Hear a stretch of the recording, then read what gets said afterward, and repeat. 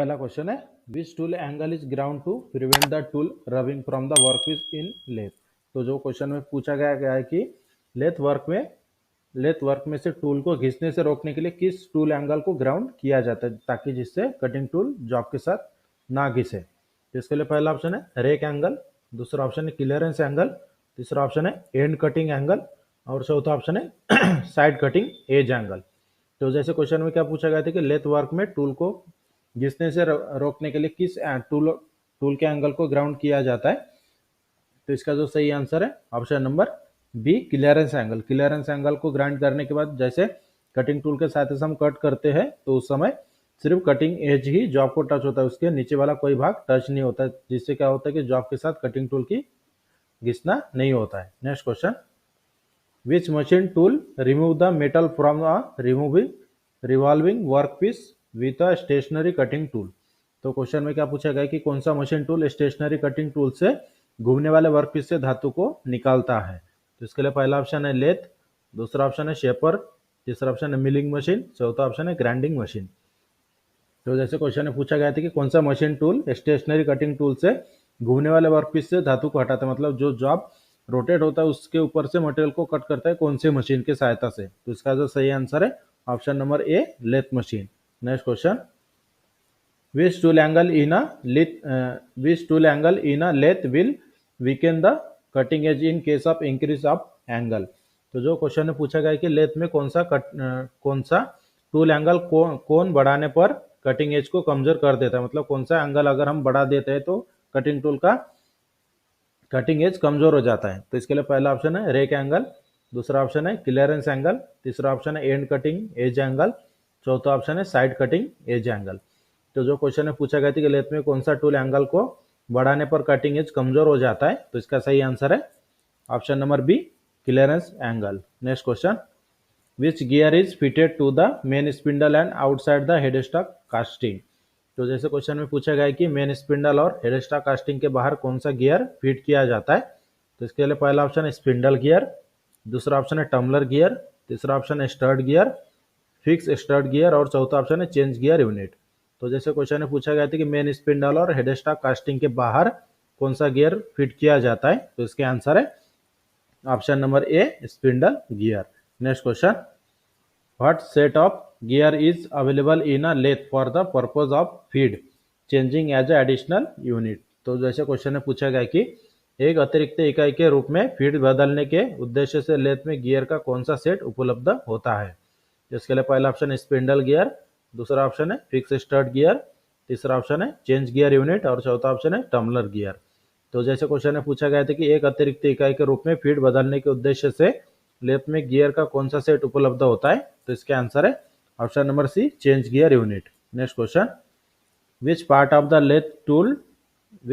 The lathe hold cutting tool drill reamer drill chuck provide with the taper shank. तो जैसे question में पूछा गया कि लेथ के किस हिस्से में टेपर शांग के साथ कटिंग टूल्स ड्रिल रिमर या फिर ड्रिल चक को फिट कर सकते हैं हम लेथ मशीन के ऊपर। तो इसके लिए पहला ऑप्शन है कैरेज, दूसरा ऑप्शन है हेड स्टॉक, तीसरा ऑप्शन है टेल स्टॉक और चौथा ऑप्शन है lathe Chak.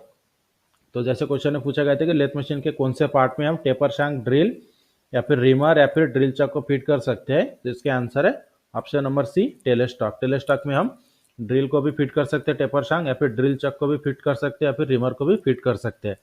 Next question, what part of the lathe provided slide way up on which operating unit can be moved. तो जैसे क्वेश्चन में पूछा गया कि लेथ का कौन सा भाग ऊपर की ओर बगल में प्रदान करता है जिस पर ऑपरेटिंग यूनिट को स्थानांतरित किया जा सकता है। इसके लिए पहला ऑप्शन है कैरेज, दूसरा ऑप्शन है लेथ बेड, तीसरा ऑप्शन है टेल स्टॉक और चौथा ऑप्शन है क्रॉस स्लाइड। तो जैसे क्वेश्चन में पूछा गया था कि लेथ का कौन सा भाग ऊपर की ओर बगल में प्रदान किया करता है जिस पर ऑपरेटिंग यूनिट को स्थानांतरित किया जा सकता है, जिसका सही आंसर है option number B lathe bed. Next question, which gear unit the feed chart is fixed on the casting. Feed chart किस गियर यूनिट में कास्टिंग पर फिक्स होता है, जो क्वेश्चन में पूछा है। तो इसके लिए पहला ऑप्शन है फिक्स स्टर्ट गियर, दूसरा ऑप्शन है चेंज गियर यूनिट, तीसरा ऑप्शन है टम्बलर गियर यूनिट, चौथा ऑप्शन है क्विक चेंज गियर बॉक्स। तो जैसे क्वेश्चन में क्या पूछा गया था कि फीड चार्ट किस गियर यूनिट में कास्टिंग पर फिक्स होता है, तो इसका सही आंसर है option number D quick change gear box. जो क्वेश्चन में पूछा गया था कि फीड चार्ट किस गियर यूनिट में कास्टिंग पर फिट होता है। Next question, which types of lathe is more suitable for mass production. बड़े पैमाने पर उत्पादन के लिए किस प्रकार का लेथ मशीन का उपयोग किया जाता है। तो इसके लिए पहला ऑप्शन है बेंच लेथ, दूसरा ऑप्शन है सेंटर लेथ, तीसरा ऑप्शन है स्पीड लेथ और चौथा ऑप्शन है कैप्स्टन एंड टरेट लेथ। तो जैसे क्वेश्चन में पूछा गया था कि बड़े पैमाने पर उत्पादन के लिए किस प्रकार के लेथ का उपयोग किया जाता है, तो इसका सही आंसर है option number D capstan and turret lathe. Next question, which tool angle is ground on parting and undercut tool on both side. Parting पर कौन सा टूल का एंगल ग्राउंड किया जाता है और दोनों तरफ अंडरकट टूल होता है, जो क्वेश्चन में पूछा है। जिसके लिए पहला ऑप्शन है रेक एंगल, दूसरा ऑप्शन है क्लियरेंस एंगल, तीसरा ऑप्शन है साइड रिलीफ एंगल और चौथा ऑप्शन है साइड कटिंग एज एंगल। तो जैसे क्वेश्चन में पूछा गया था कि which tool angle is ground on parting and undercut tools on both side, तो इसका सही आंसर है option number C side relief angle. Next question, how much is the end cutting edge angle of the lathe tool. Lathe tools का end cutting edge angle कितना होता है। तो इसके लिए पहला ऑप्शन है 30 डिग्री, दूसरा ऑप्शन है 40 डिग्री, तीसरा ऑप्शन है 50 डिग्री और चौथा ऑप्शन है 60 डिग्री। तो जैसे क्वेश्चन में पूछा गया था कि लेथ का cutting edge end cutting edge angle कितना होता है, तो इसका आंसर है option number A 30 degree. Next question, which tool angle of the lathe is ground on tool control and geometry of chips formation. तो जैसे क्वेश्चन में पूछा क्या गया है कि लेथ का कौन सा टूल एंगल टूल पर ग्राउंड होता है जो चिप्स निर्माण की ज्योमेट्री को नियंत्रित करता है। इसके लिए पहला ऑप्शन है क्लियरेंस एंगल, दूसरा ऑप्शन है एंड कटिंग एज एंगल, तीसरा ऑप्शन है टॉप और बैकरेक एंगल और चौथा ऑप्शन है साइड कटिंग एज एंगल। तो जो क्वेश्चन में पूछा गया था कि लेथ का कौन सा टूल एंगल टूल पर ग्राउंड होता है जो चिप निर्माण की ज्योमेट्री को नियंत्रित करता है, तो इसका सही आंसर है option number C top rake angle या फिर टॉप रेक एंगल और back rake angle. Next question, which mechanism of the movement of carriage for screw cutting is actuated. तो जो क्वेश्चन में क्या पूछा गया कि स्क्रू काटने के लिए कैरेज के संचालन का कौन सा तंत्र कार्यान्वित होता है। तो इसके लिए पहला ऑप्शन है हाफ नट मैकेनिज्म, दूसरा ऑप्शन है बैक गियर मैकेनिज्म, तीसरा ऑप्शन है टम्बलर गियर मैकेनिज्म और चौथा ऑप्शन है स्पिंडल गियर मैकेनिज्म। तो जैसे क्वेश्चन में पूछा गया था कि स्क्रू काटने के लिए कैरेज के संचालन का कौन सा तंत्र कार्यान्वित होता है, तो इसका जो सही आंसर है ऑप्शन नंबर ये हाफ नट मैकेनिज्म, क्योंकि थ्रेडिंग करते समय हमें हाफ नट मैकेनिज्म का उपयोग करना ही पड़ता है। Next question, what is the name of the gear unit of the lathe which consist of 3 gear each having the same number of teeth. तो क्वेश्चन में जो पूछा गया कि लेथ की गियर यूनिट का क्या नाम है जिसमें 3 गियर होते हैं और प्रत्येक में दांतों की संख्या समान होती है। तो इसके लिए पहला ऑप्शन है स्पिंडल गियर, दूसरा ऑप्शन है फिक्स स्टड गियर, तीसरा ऑप्शन है चेंज गियर यूनिट, चौथा ऑप्शन है टम्बलर गियर यूनिट। तो जो क्वेश्चन में पूछा गया था कि लेथ की गियर यूनिट का नाम क्या है जिसमें 3 गियर होते हैं और प्रत्येक गियरों की दांतों की संख्या समान होती है, तो इसका सही आंसर है option number D tumbler gear unit. Next question, a shaft of 50 mm has to be roughly turned to diameter 42 mm in one pass. When when will you check to ensure the set depth of cut is correct। तो जो question है क्या पूछा गया कि 50 millimetre के एक shaft को मोटे तौर पर एक पास में 42 मिलीमीटर डायमीटर में बदलना है। कट की निर्धारित गहराई सही है यह सुनिश्चित करने के लिए आप कब जांच करेंगे। तो जो क्वेश्चन में पूछा गया कि जो आपका साइज है 50 मिलीमीटर, उसमें उसको एक कट में हमें फाइनल करना है 42 मिलीमीटर में। तो इसके लिए जो कट लेने के बाद आप डायमीटर कब चेक करेंगे जो क्वेश्चन में पूछा है। तो इसके लिए पहला ऑप्शन है after the tool travel the full length, मतलब कटिंग टूल के उपकरण के बाद पूरी लंबाई की यात्रा की, मतलब जो पहला ऑप्शन है after the tool travel in full length, मतलब पूरी लंबाई में टूल मूव होने के बाद, या फिर दूसरा ऑप्शन है आफ्टर द टूल ट्रैवल हाफली, मतलब आधा दूर जाने के बाद चेक करेंगे, या फिर तीसरा ऑप्शन है just after the cut in taken at the tailstock end, मतलब टेलीस्टॉक एंड में कट लगाने के बाद चेक करेंगे, या फिर चौथा ऑप्शन है after the tool has travel a distance more than the angular shoulder, मतलब उपकरण के एंगुलर शोल्डर से अधिक दूरी तय करने के बाद। तो जैसे क्वेश्चन में पूछा गया था कि 50 मिलीमीटर के शाफ्ट को मोटे तौर पर एक पास में 42 मिलीमीटर डायमीटर में बदलना है। कट की निर्धारित गहराई सही है यह सुनिश्चित करने के लिए आप कब जांच करेंगे। तो इसका सही आंसर है option number D after the tool has travel a distance more than the angular shoulder. मतलब स्टार्टिंग से हम कट लेने के बाद थोड़े दूर जाने के बाद जो एंगुलर शोल्डर बनता है, उसके बाद हमें चेक करना है कि हमारा जो हमने जो डेप्थ ऑफ कट लगाया वो बराबर सही से लगा है या नहीं। Next question, a travelling study is fixed on the saddle of a lathe, what is the function of this study rest. तो जो क्वेश्चन है पूछा गया है कि जो ट्रैवलिंग स्टडी रेस्ट होता है वो सैडल के ऊपर फिक्स होता है, तो इस स्टडी रेस्ट का कार्य क्या है, जो क्वेश्चन ने पूछा है। इसके लिए पहला ऑप्शन है to prevent bending of long shaft due to cutting force, मतलब काटने के बल के कारण लंबे शाफ्ट को बेंडिंग से रोकने के लिए। या फिर दूसरा ऑप्शन है to avoid load on the lathe centre while turning long shaft, मतलब लंबे शाफ्ट टर्निंग के समय लेथ सेंटर पर भार से बचाने के लिए। या फिर तीसरा ऑप्शन है to reduce the load on the cutting tool while turning, मतलब टर्निंग के समय काटने के उपकरण पर भार कम करने के लिए। या फिर चौथा ऑप्शन है to ensure to turn a higher cutting speed than recommended, मतलब सिफारिश की तुलना में उच्च काटने की गति को चालू करना सुनिश्चित करने के लिए। तो जैसे क्वेश्चन में पूछा गया था कि एक ट्रैवलिंग स्टडी रेस्ट एक लेथ की सैडल पर फिक्स होता है, तो इस स्टडी रेस्ट का कार्य क्या है। तो इसका सही आंसर है option number A, to prevent bending of long shaft due to cutting force, मतलब इसका जो मीनिंग होता है कि काटने के बल के कारण लंबे शाफ्ट को बेंडिंग से रोकने के लिए। Next question, which one of the following is used to hold cylindrical rough casting for turning। Turning के लिए सिलेंड्रिकल रफ कास्टिंग को होल्ड करने के लिए निम्नलिखित में से किसका उपयोग किया जाता है। इसके लिए पहला ऑप्शन है थ्री-जा चक, दूसरा ऑप्शन है फोर-जा चक, तीसरा ऑप्शन है कॉलेट चक, चौथा ऑप्शन है मैग्नेटिक चक। तो जैसे क्वेश्चन में पूछा गया था कि टर्निंग के लिए सिलेंड्रिकल रफ कास्टिंग को होल्ड करने के लिए निम्नलिखित में से किसका उपयोग किया जाता है, तो इसका आंसर है option number B, four jaw chuck. Next question, which one of the following is used to hold the workpiece for machining diameter concentric to its hole या फिर बोर। तो जैसे क्वेश्चन में पूछा क्या गया कि निम्नलिखित में से किसका उपयोग मशीनिंग व्यास के वर्कपीस को उसके होल या फिर बोर के कॉन्सेंट्रिक रखने के लिए किया जाता है। तो इसके लिए पहला ऑप्शन है फेस प्लेट, दूसरा ऑप्शन है मैंड्रिल, तीसरा ऑप्शन है थ्री-जा चक और चौथा ऑप्शन है फोर-जा चक। तो जैसे क्वेश्चन में क्या पूछा गया था कि निम्नलिखित में से किसका उपयोग मशीनिंग व्यास के वर्कपीस को उसके बोर के कॉन्सेंट्रिक रखने के लिए किया जाता है। तो इसका जो सही आंसर है option number B, mandrel. Mandrel में कॉन्सेंट्रिक एकदम ट्रू करने के लिए मैंड्रिल का उपयोग किया जाता है।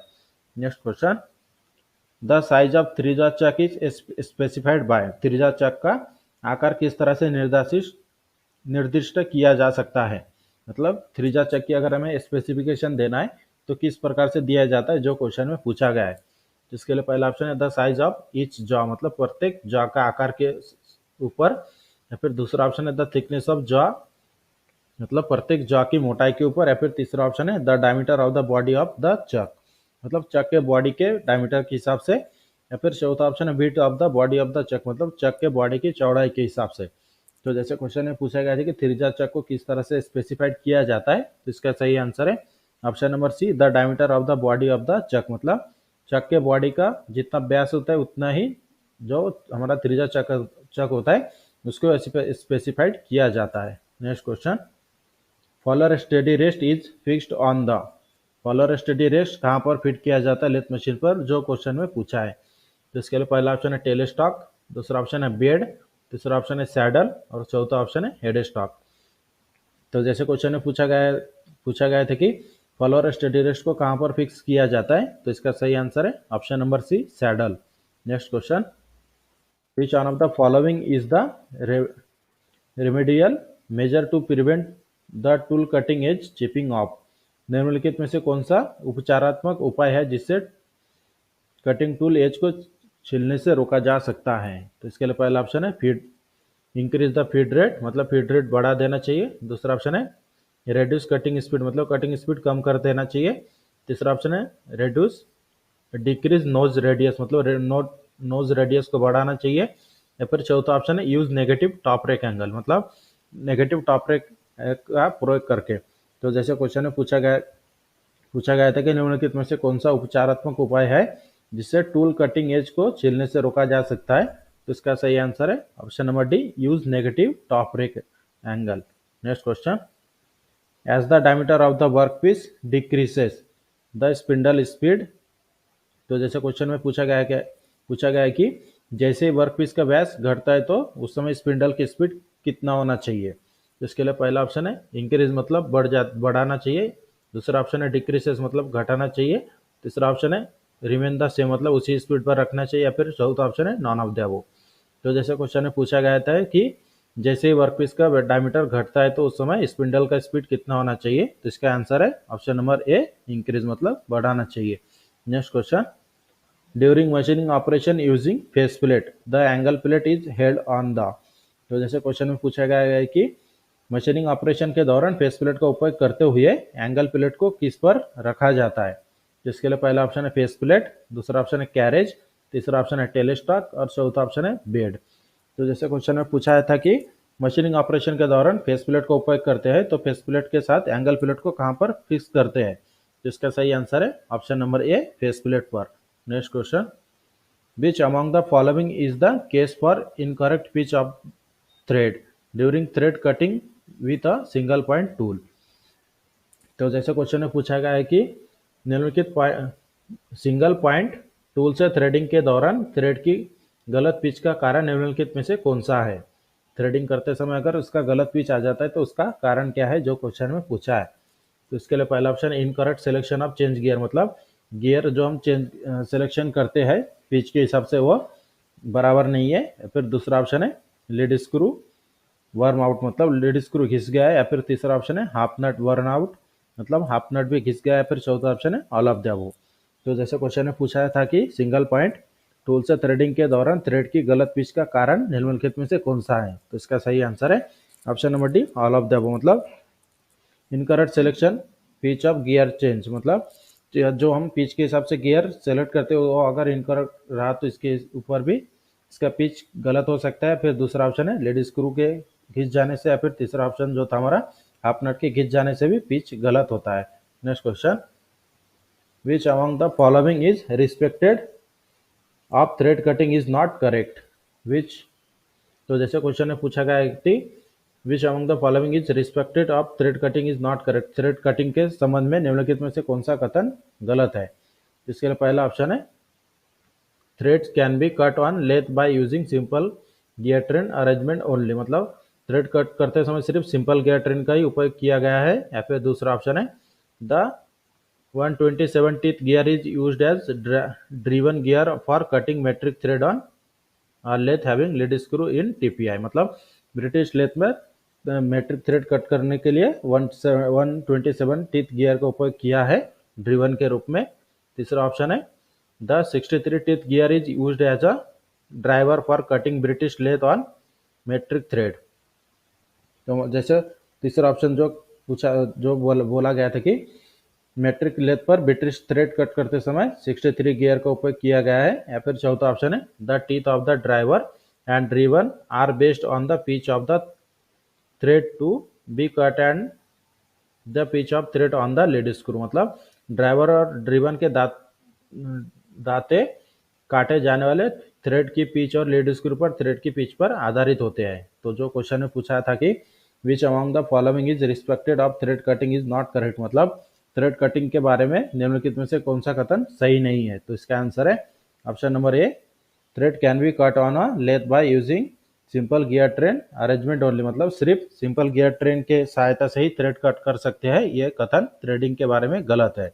Next question, which among the following statement is respected to the lathe cutting tool is correct, lathe cutting tool के संबंध में निम्नलिखित में से कौन सा कथन सही है, जो क्वेश्चन में पूछा है। तो इसके लिए पहला ऑप्शन है red hotness temperature is higher for high carbon steel tool than that of carbide tool, मतलब कार्बाइड टूल की तुलना में उच्च carbon high speed steel tool के लिए रेड हॉटनेस तापमान अधिक होता है। दूसरा ऑप्शन है the property of cutting the property of tool chipping of with vibration is more for cemented carbide tool that than of high speed steel, मतलब high speed steel tool की तुलना में सीमेंटेड कार्बाइड टूल के लिए vibration के साथ tool chipping की property अधिक होता है। या फिर तीसरा ऑप्शन है ceramic tool has more resistance to shock as compared to high speed steel tool, मतलब जो तीसरा नंबर का जो ऑप्शन था उसका मीनिंग होता है हाई स्पीड स्टील टूल की तुलना में सिरामिक टूल में वाइब्रेशन के लिए अधिक प्रतिरोध होता है। तो इसके लिए, और उसका जो चौथा नंबर का जो ऑप्शन है, high speed steel tool can work at more spindle speed and feed than cemented carbide tool. मतलब high speed steel tool cemented carbide tool की तुलना में अधिक स्पिंडल स्पीड और फीड पर काम कर सकता है। तो जो क्वेश्चन में पूछा था कि लेथ कटिंग टूल के संबंध में निम्नलिखित में से कौन सा कथन सही है, तो इसका आंसर है option number B, the property of tool chipping off with vibration is more for cemented carbide tool than that of high speed steel tools. मतलब हाई स्पीड स्टील टूल की तुलना में सीमेंटेड कार्बाइड के लिए vibration के साथ tool chipping की property अधिक होता है। Next question, tempering operation is perform for रिक्त स्थान। मतलब रिक्त स्थान के लिए टेम्परिंग ट्रिपेनिंग ऑपरेशन किया जाता है। टेम्परिंग नहीं, ट्रिपेनिंग ऑपरेशन है। रिक्त स्थान के लिए ट्रिपेनिंग ऑपरेशन किया जाता है, जो क्वेश्चन में पूछा है। तो इसके लिए पहला ऑप्शन है ब्लाइंड होल। मतलब ब्लाइंड होल बनाने के लिए ट्रिपेनिंग ऑपरेशन किया जाता है। या फिर बिग साइज होल, मतलब बड़े आकार के होल तैयार करने के लिए ट्रिपेनिंग ऑपरेशन किया जाता है।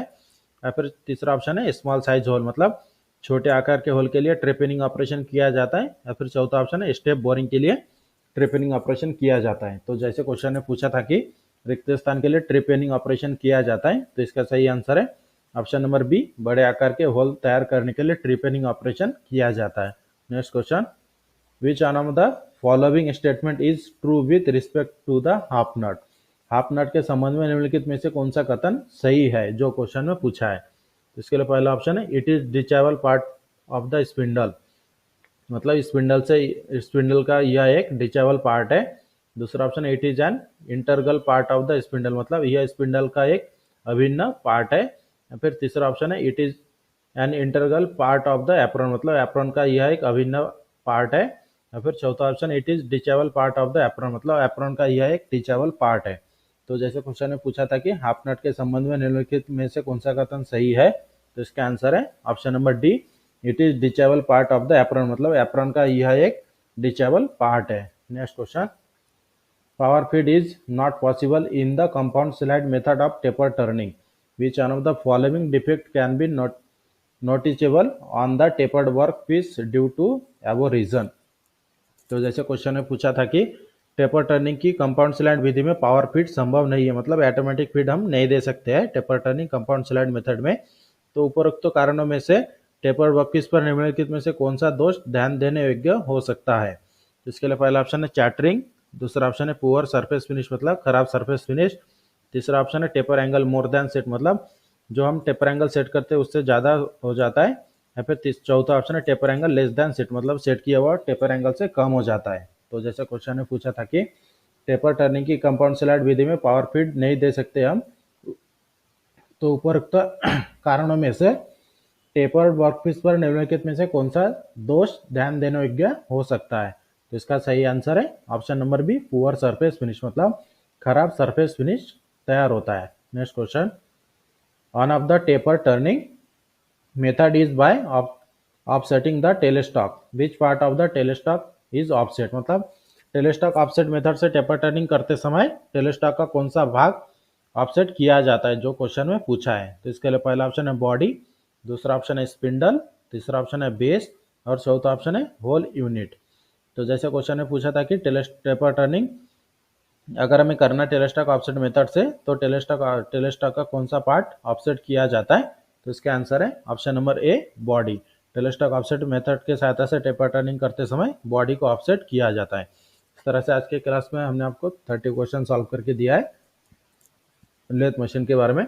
और उसी तरह की डेली क्लास के लिए मेरे चैनल को सब्सक्राइब करके बेल आइकन को दबाएं, ताकि मेरे वीडियो की नोटिफिकेशन आपको टाइम पर मिलते रहे। और इसी तरह के वीडियो हम आपको एग्जाम होने तक करवाएंगे। और वीडियो अच्छे लगे तो हमारे चैनल को सब्सक्राइब करें, शेयर करें और लाइक करना ना भूलें।